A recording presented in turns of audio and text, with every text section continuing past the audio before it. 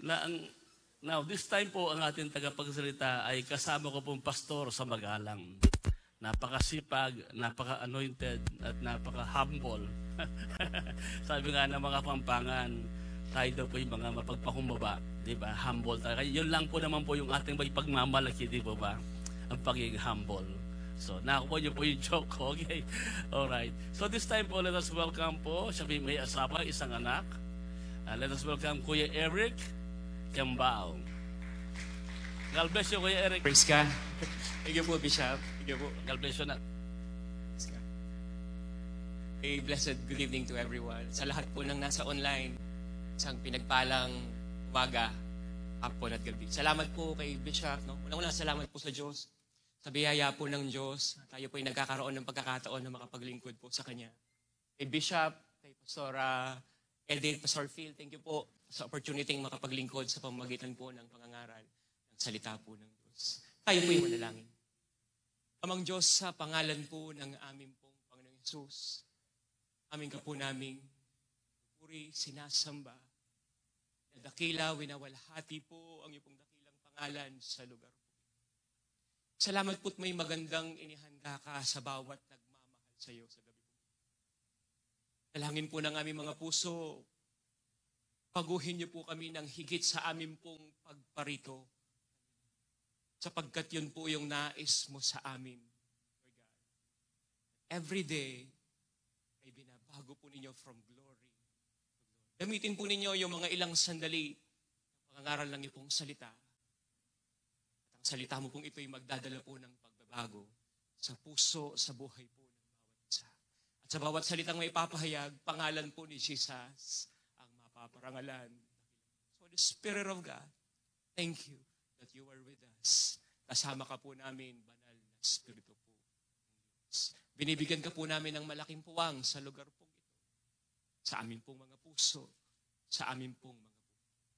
Ito po ang aming panalangin sa pangalan po ng aming Panginoong Hesus. Lahat po tayo magsabi ng Amen and Amen. Sige po, malakas na palakpak para po sa Lord. Thank you, Jesus.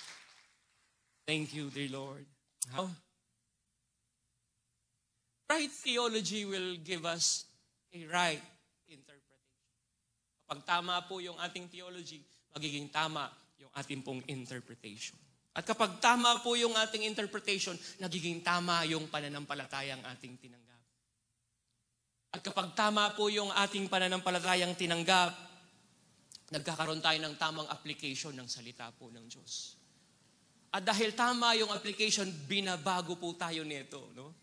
From glory to glory. Ano po?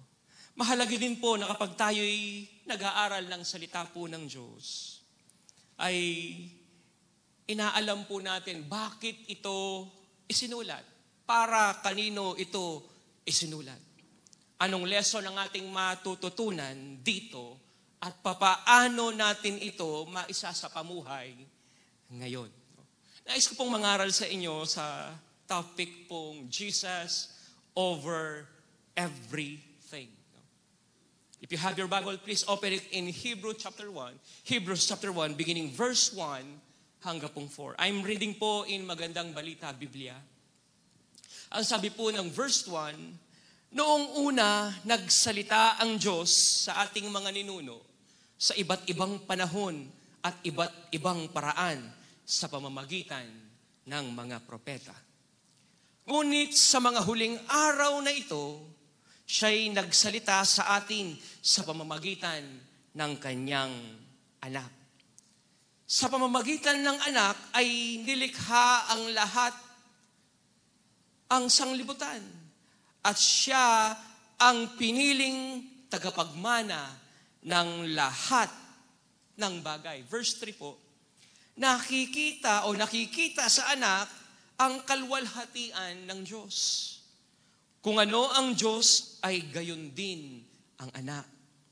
Siya ang nag-iingat sa sangsinuko sa pamamagitan ng kanyang kapangyarihang salita. Pagkatapos niyang linisin tayo sa ating mga kasalanan, siya'y umupo sa kanan ng makapangyarihang doon sa langit. Ang anak ay ginawang higit na dakila kaysa mga anghel, tulad ng pangalan na ibinigay sa kanya ng Diyos ng higit na dakila. Now, in NLT version, ganito po ang sinasabi. Long ago, God spoke many times in many ways to our ancestors through the prophets. And now, in these final days, He has spoken to us through His Son.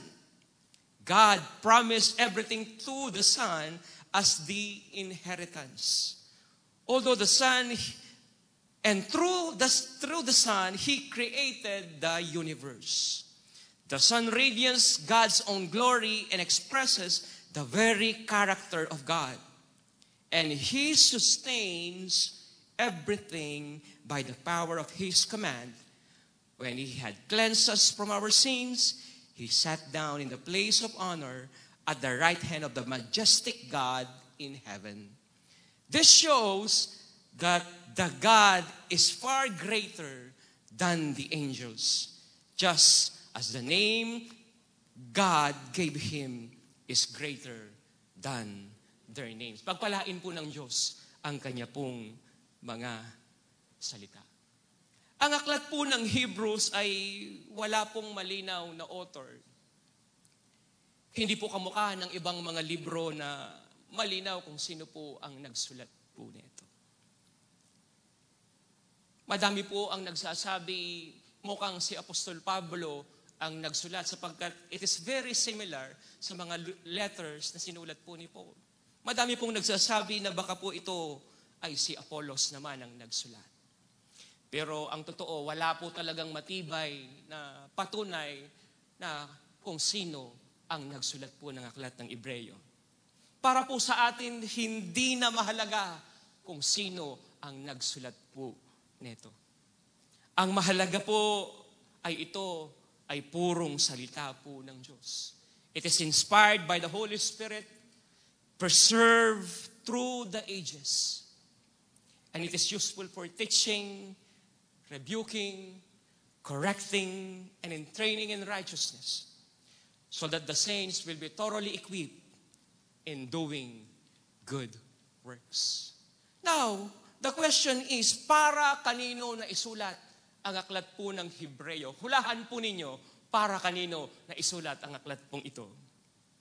Naisulat po ito para sa mga Hebrews. Pakisabi sa katabi mo, para sa mga Hebrews. Mga Messianic Jews, specifically Messianic Jews. No? Ito po yung mga taong converted, no? Ito po yung mga taong Jewish, but converted to Christians. Ano po? Messianic Jews is someone with Hebrews descent that put their faith in the powerful cross of Jesus. So the book of Hebrews is written for the Messianic Jews. And the purpose of this letter, the author po is making an appeal. Umaapila ang mayakda po ng Hebreyo. Nagbibigay po ng paalaala, babala, na manatili sa pananampalatayang Kristiyano. Manatili sa mga aral ni Kristo because it is the power of God unto salvation.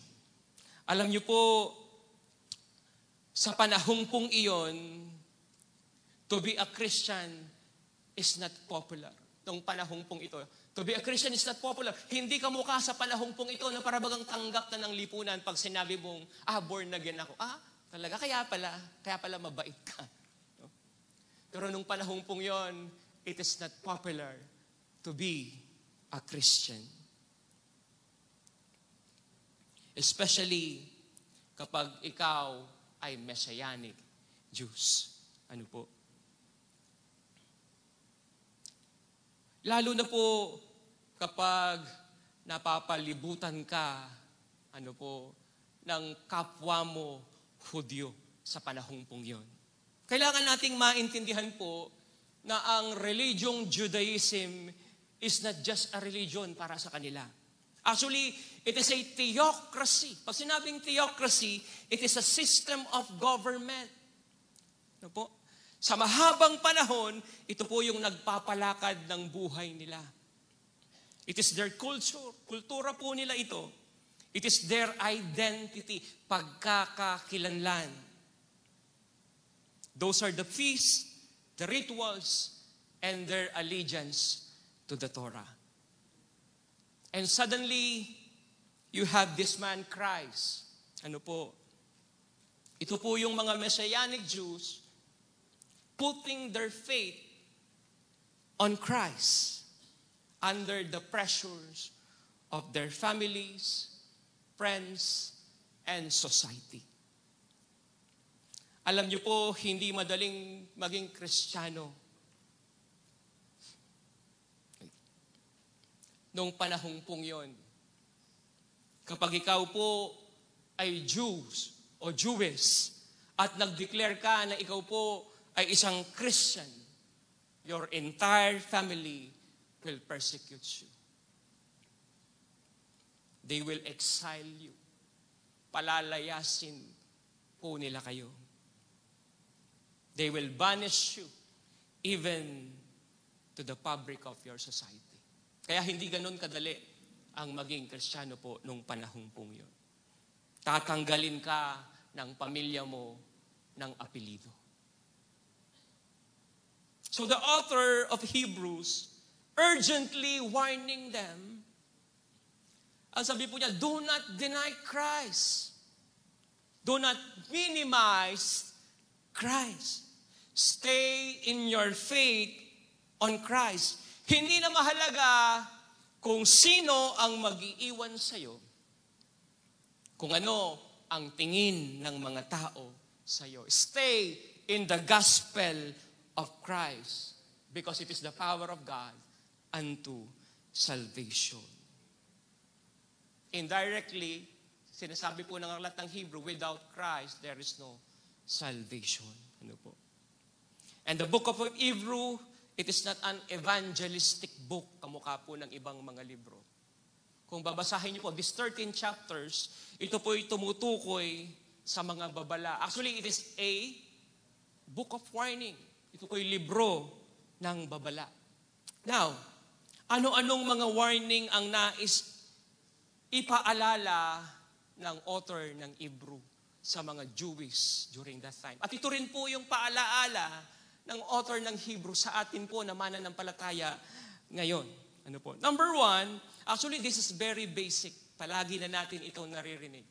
At sa sobrang basic nila, naririnig araw-araw, there is a tendency that it doesn't move us anymore. And I pray this evening po, habang nakikinig tayo ng salita ng Diyos, magkaroon po ito ng kirot sa puso po ng bawat isa po sa atin. Panibagong damdamin, alab ng damdamin para po sa Diyos. Number one, warning is Jesus is the Son of God. Sabi ko na po sa inyo, narinig niyo na po ito eh.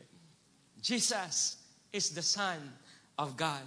Sabi po sa verse 1 and verse 2, long ago, God spoke many times in many ways in our ancestors through the prophets. Verse 2, and now in these final days, He has spoken to us through His Son. God spoke through His Son. This is so powerful po for some few reasons. In the Old Testament, God speaks to us in many ways. Kung nakatandaan niyo po, nangusap ang Diyos kay Moses in a burning bush. God spoke to Elijah to a still small voice. He spoke to Isaiah in heavenly vision. God spoke through a donkey. Nabasa niyo na po yun, nangusap ang Diyos sa pamamagitan ng donkey. He spoke to Isaiah to a prostitute. Okay lang po ba kayo? Nandyan pa po ba kayo? Ang gusto ko lang pong sabihin, ang Diyos po ay nangungusap sa iba't ibang paraan at madalas sa mga bagay na hindi mo sukat akalain. Ang dahilan kung bakit ganito po ang pangungunang sulat ng author of Hebrews para bigyan ng babala ang mga Messianic Jews na ang Diyos ay nangungusap siya sa pamamagitan ng mga unlikely people na ang una pa ay hirap na silang paniwalaan. Hanggang ngayon, ganyan pa rin po sila. Sa tingin po nila kasi sa Mesayas, na galing sa lipi po ni David ay isang makisig na tao na kasakay ng kabayo. At palalayain po sila sa pagkaalipin ng Roman Empire, magtatatag ng physical kingdom. Wala silang kaalam-alam ng itatatag po ni Jesus is not a physical kingdom, but a spiritual kingdom that has no end.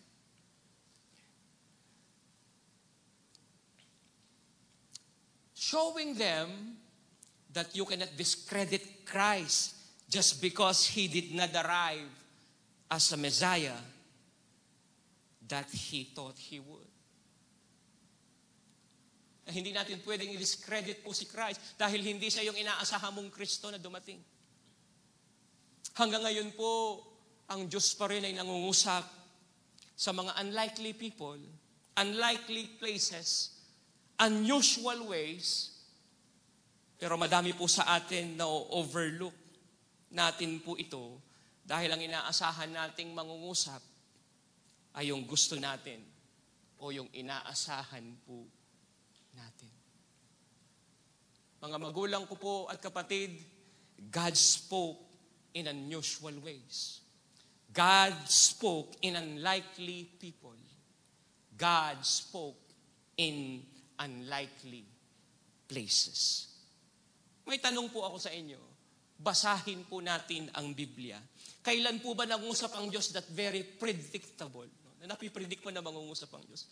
Especially in the Old Testament. Ano po?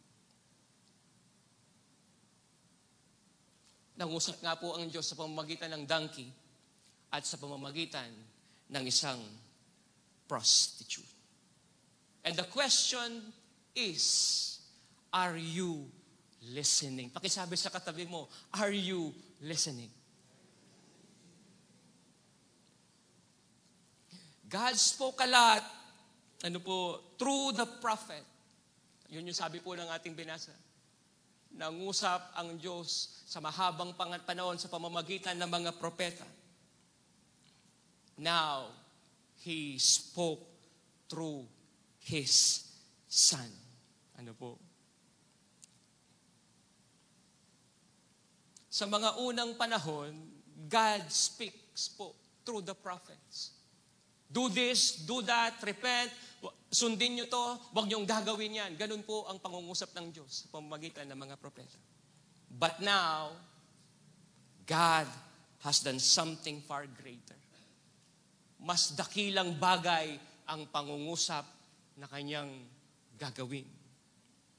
He spoke through His Son. Pakisabi sa katabi mo, He spoke through His Son.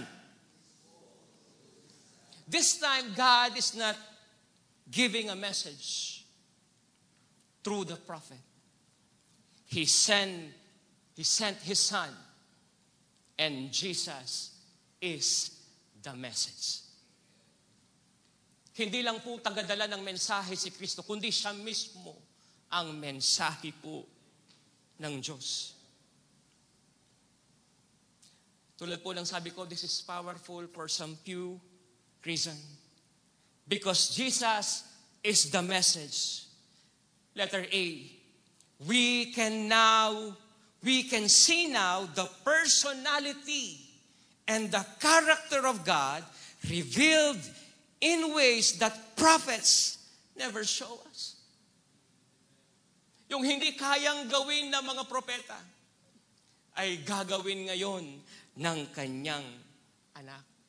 Ang sabi po ni Jesus, I am the image of the invisible God. Ang sino mang nakakita sa akin ay nakita na ang Diyos Ama.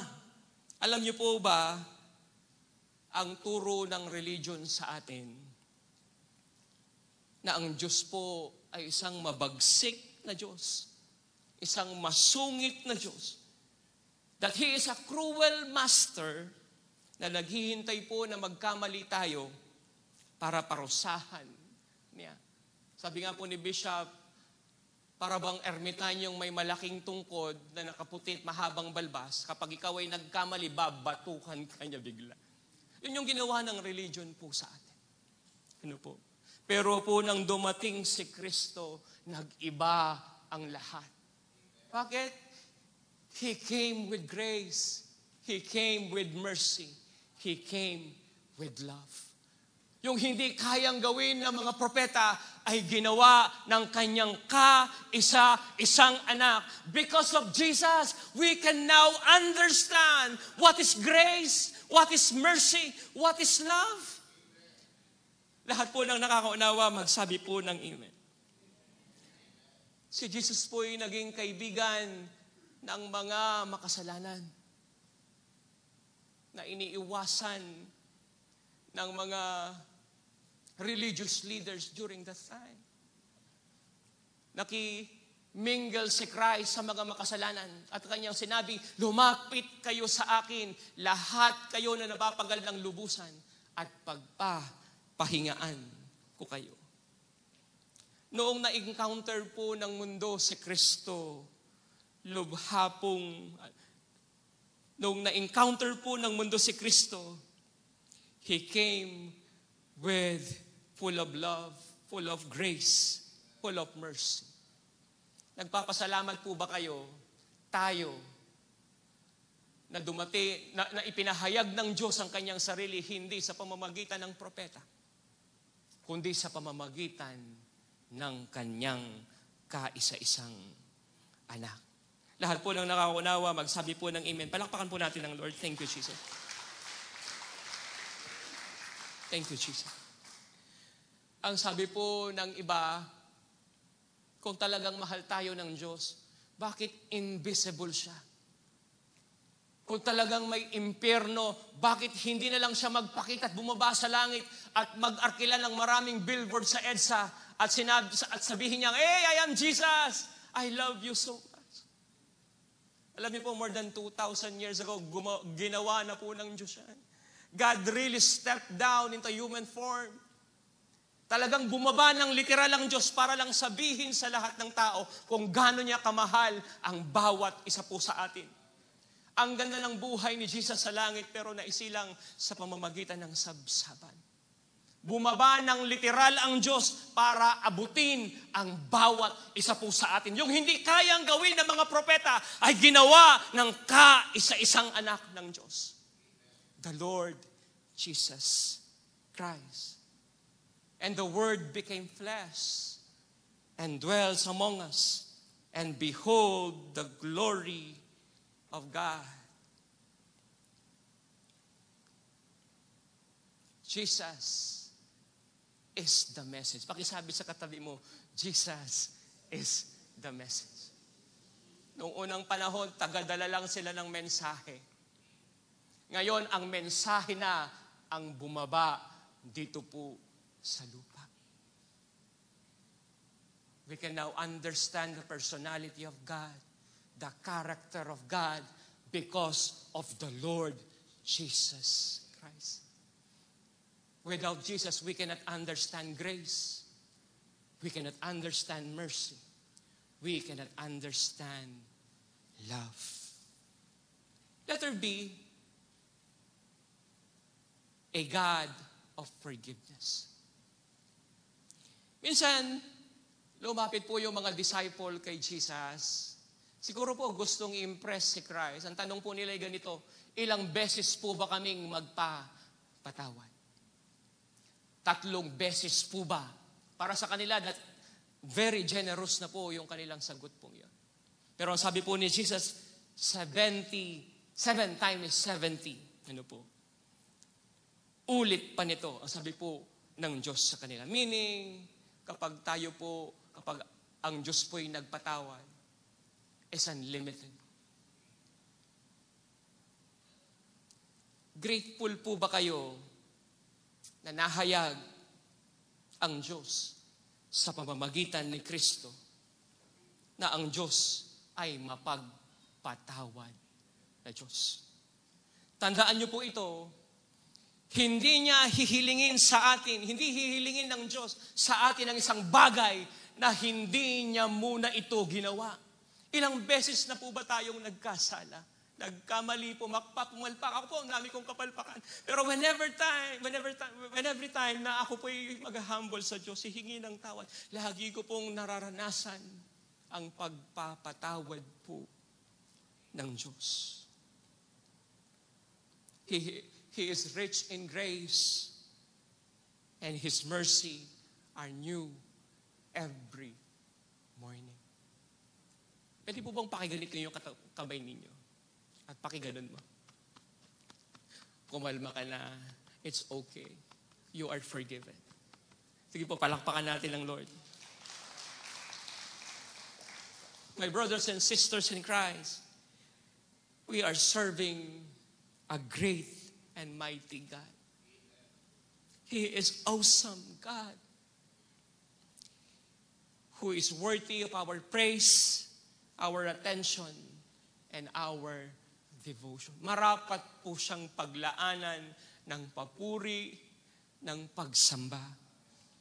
Number 2, Jesus is the creator of all things. Verse 2, and now in these final days, He has spoken to us through His Son. God promised everything to the Son as an inheritance. And through the Son, He created the universe. Walang nalikha kundi sa pamamagitan po niya. Ano po? So the author is making an appeal na si Jesus is the co-author of everything. Madami po sa atin may maling kaisipan about Jesus na nagsimula po si Jesus more than 2,000 years ago sa sabsaban sa Bethlehem. Kung ganito po ang ating pananaw, meron po tayong maling perspective sa Diyos. More than 2,000 years ago, doon po nagsimula yung journey niya bilang isang tao. Nung siya'y nagkatawang tao. Pero bago pa po lumitaw ang lahat ng bagay, nandun na po si Jesus. Kasama na po siya ng God the Father, God the Son. Ano po? Meaning, Jesus is not bound by time, matter, and space. Bago pa po nilikha ang lahat ng bagay, nandun na po si Jesus. At walang nalikha, kundi sa pamamagitan niya. No? This is a direct message, no? Na si Jesus, no? Hindi lang siya nagsimula noong more than 2,000 years ago. Kundi po, bago pa po nalikha ang lahat ng bagay, nandun na po si Jesus. Number 3, Jesus sustains everything by the power of His command. There is power po in the Word of God. Ano po? Sabi po sa verse 3, the sun radiates God's own glory and expresses the very character of God. And He sustains everything by the mighty power of His command. Ano po? Sometimes po, we look God in the context of creator. Yun po bang pagkatapos gawin ng Diyos ang lahat ng bagay, ay pinabayaan niya na lang ang lahat ng ito? He is not just a creator. He is also a sustainer. Sabi ng Bible, sustains everything by the power of His command. In other words, God is actively involved in the affairs of His people. Hindi po siya yung parang Diyos na pagkatapos niyang nilikha, hayaan niya na lang, mag-autopilot na lahat. Hindi po. Sinusustain niya ang lahat. Ano po? Alam niyo po, kaya po tayo napapagpala. Dahil sinabi ng Diyos na mapagpala tayo. Kaya po tayo humihinga pa. Dahil sinabi ng Diyos na ikaw baga, mag-function ka pa properly. Sapagkat kailangan ko pa yung brother na yan, kailangan ko pa yung sister na yan. Kung bakit po tumitibok pa po yung ating pong mga puso, sapagkat sinabi po ng Diyos na ang pusong yan mag-function pa properly. Sapagkat kailangan ko pa yung brother na yan, kailangan ko pa yung sister na yan. At kung sakali pong meron po kayong 30 maintenance na iniinom everyday, huwag po kayong mag-alala. As long na may plano pa ang Diyos, as long nasa kalooban pa kayo ng Diyos, God will sustain you. Kaya kalimutan na po yung stress, yung pag-aalala, sapagkat kontrolado ng Diyos ang lahat ng bagay.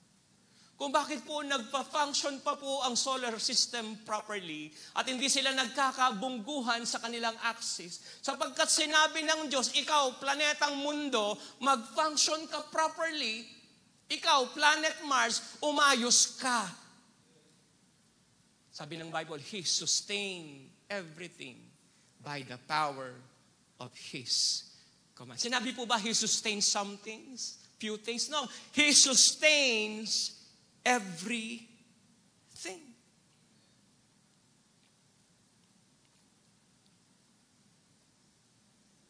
Now, let us take it po a little more deeper. If God sustains you, ang ibig sabihin po niyan, your life is no longer your own. Tama po ba? Ang buhay po natin ay hindi na sa atin. Actually po, in a biblical perspective of life, time, talent, and resources, lahat po tayo ay katiwala lang. Can I have an amen? God owns everything. He sustained you. Sabi nga po ng Bible, in Him we live, we move, and have our being. Pakisabi sa katabi mo, your life is no longer your own. So ano gagawin mo sa buhay na pahiram po ng Diyos? Will you use it selfishly? Gagamitin mo ba yan sa pangsariling nais? O gagamitin mo po yan para magbigay ng parangal po sa Diyos? Ano pong gagawin mo sa hiningang pahiram po ng Diyos sa atin? Will you use it to curse people? Para i-chismis po ang iba? Or you will bring praise and glory to His name? Anong gagawin mo sa pahiram na oras ng Diyos sa iyo? Sasayangin mo ba? O ipapagamit ito sa Kanya? Anong gagawin mo sa yaman na pahiram ng Diyos sa iyo? Will you use it for pleasure? Or you will use it for the advancement of His kingdom? My brothers and sisters in Christ, kaya tumitibok ang puso mo ngayon, it is not just science. It is more than biology. Kaya ka humihinga, gumagalaw, kumikilos ngayon dahil sinabi ng Diyos na mabuhay ka pa. He sustains you. Number 4 po. Jesus is greater than the angels. Verse 4 po, this shows that the Son is far greater than the angels. Just as the name of God gave Him is greater than their names. Alam niyo po, ang mga Jewish people, they believe that the angels are the highest form of creatures. At tama naman po sila because in the Old Testament, ganito po yon. God, angels, humanity, plants, animals, and so on. In other words po, the author is saying to the Messianic Jews, under the pressure of their family, friends, and society. Ano po? Nung sinabi niyang Jesus is more than an angel. Ano po? That Jesus is not a creature. Ganun po kasimple yun. That Jesus is not a creature. But God, He is more than an angel. Ibig sabihin, a supreme being. Ano po? He is greater than the angels because Jesus is God. He is not controlled by death, time, matter, and space. Lahat po ng mga malalaking relihiyon, mga founder po nila, they are 6 feet under the ground.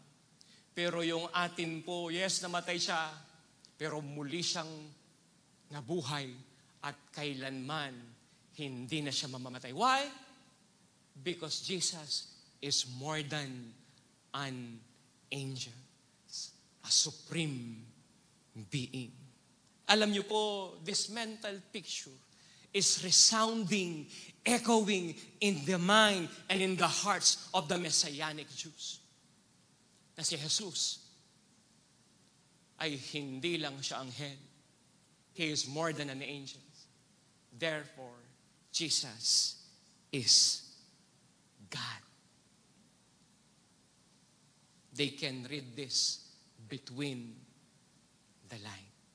Sa akin pong pagtatapos, ito yung mensaheng gustong iparating ng author po ng Hebrews sa mga Messianic Jews. At ito rin po yung mensaheng nais iparating ng Diyos sa atin sa panahong pong ito. That Jesus is the Son of God. Na hindi na siya mangungusap sa pamamagitan ng mga prophets, kundi mangungusap siya mismo sa pamamagitan ng kanyang anak. And because of that, we can understand grace. We can understand mercy. We can understand love. That Jesus is the creator of all things. That Jesus sustains everything by the power of His command. Jesus is greater than the angels. Ito po yung mensahe para sa atin at para sa mga Messianic Jews. Huwag kayong aalis sa pananampalataya kay Kristo. Huwag kayong aalis sa mga aral at turo ni Kristo. Because it is the power of God unto salvation. Stay in your faith. Do not minimize Christ. Stay true to Jesus. Ano man po ang sabihin ng tao sa atin, ano man po ang pagsubok na dumating, hindi tayo lalayo sa ating pananampalataya at pagmamahal kay Kristo. Amen po ba? Nagpapasalamat po ba kayo na nahayag ang Diyos Ama hindi na sa pamamagitan ng mga propeta, kundi sa pamamagitan ng kanyang kaisa-isang anak. Alam niyo po, napakapalad po natin kaysa sa mga taong nauna na nabuhay sa atin na hindi pa naisilang si Kristo.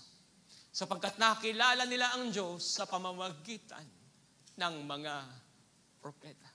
Pero tayo po yung lubhang pinagpala sa lahat, sapagkat nahayag ang Diyos sa pamamagitan ng kanyang kaisa-isang anak. Naintindihan na natin ngayon the very personality of God, the very character of God, because of the Lord Jesus Christ. He is full of grace, full of mercy, and full of love. Samahan niyo po akong tumayo at tayo po'y mananalangin. Lahat po na nagpapasalamat sila na nahayag ang Diyos sa pamamagitan ni Kristo. Pwede po bang itaas natin ang ating pong mga kamay? Saan ka man naroon, nasa online ka man, nakilala mo ang Diyos, hindi lang sa pamamagitan ng propeta, kundi sa pamamagitan ng kanyang kaisa-isang anak. Because of that, you understand what is grace. You understand what is mercy. You understand what is love. Sa lahat po ng nakakaunawa ng mga bagay pong ito, alam niyo po, pag naintindihan mo ang bagay pong ito, mamumutawi sa iyong puso ang pagsamba sa Diyos, ang pasasalamat sa Diyos, ang pagpupuri sa Diyos, sapagkat nahayag siya sa pamamagitan ng kanyang kaisa-isang anak. Just lift up your hands towards heaven. Thank Him with all of your heart.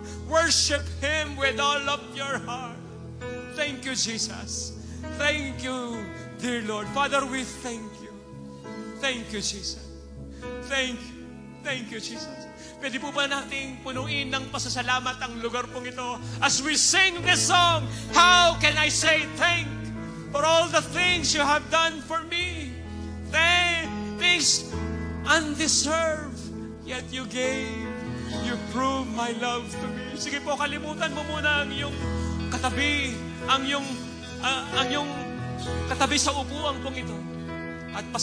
At pasimula mong pasalamatan ng Diyos. Sambahin ang buong puso. Hallelujah. Thank you, Jesus.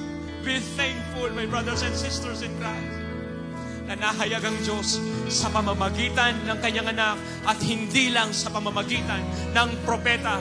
This time, hindi lang tagadala ng mensahe ng Diyos, kundi ang mismong mensahe ng Diyos ang ipinarating at isinugo niya sa lupa.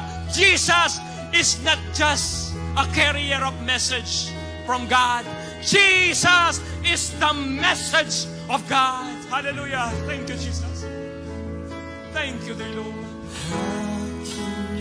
Thank you, my Lord. Thank you, Jesus. For the things you have done for me, things so undeserved. Yet you gave to prove your love. Thank you for Jesus, God. We thank you for Jesus. Voices of a million angels could not express for our Lord Jesus gratitude. All that I am and ever hope to be, I owe it all to Thee.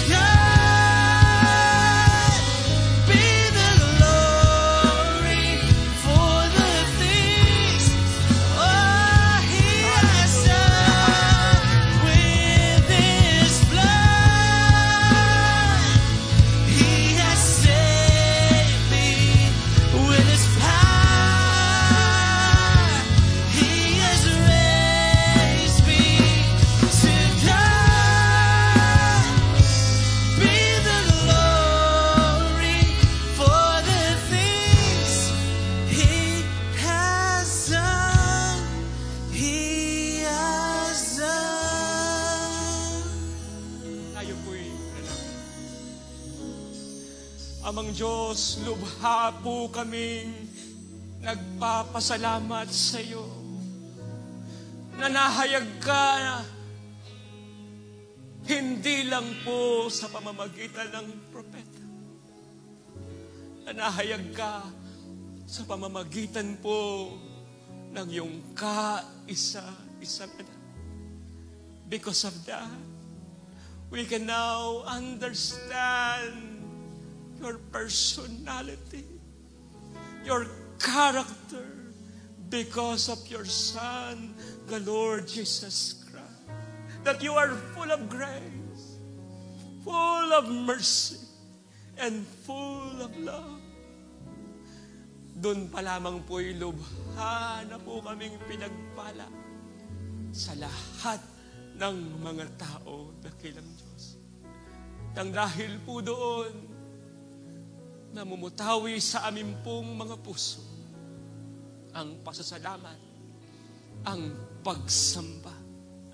Salamat po, nahayag ka sa pamagitan po ng iyong kaisa-isang anak.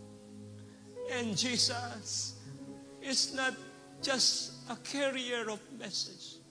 Jesus was your message to us. Sa labis mong pagmamahal po sa amin, dakilang Diyos. Literal kang bumaba dito sa lupa para abutin kami po na makasalanan.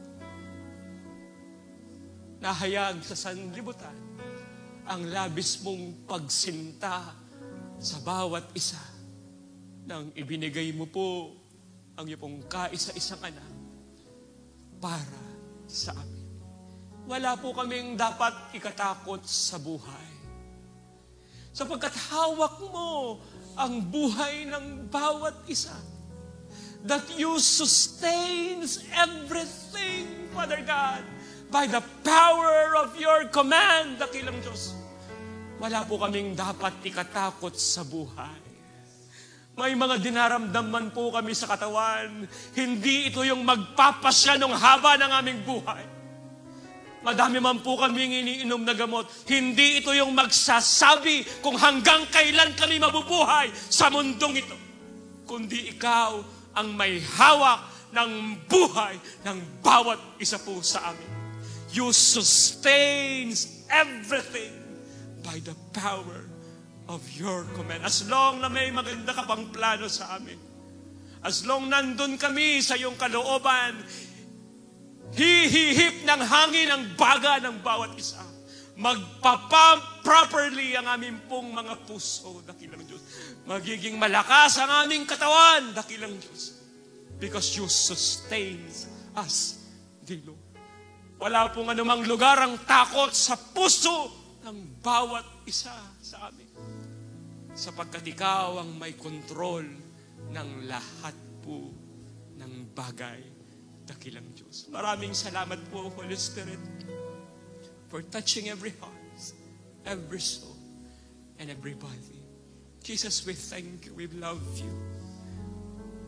Father, we thank you for your presence, for your grace, for your love, and for your mercy. This is our prayer. In Jesus' name, everybody will say, Amen.